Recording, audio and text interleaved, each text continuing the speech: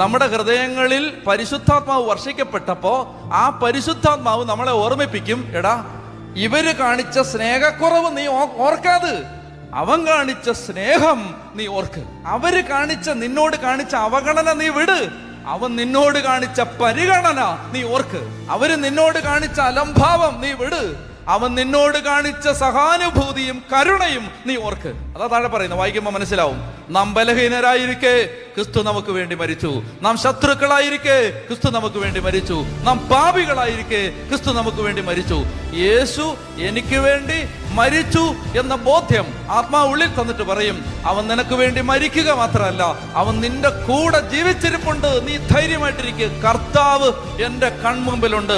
16-ാം സങ്കീർത്തനം 8-ാം വാക്യം, കർത്താവ് എപ്പോഴും എന്റെ കൺമുമ്പിലുള്ളത് കൊണ്ട് ഞാൻ കുലുങ്ങില്ല.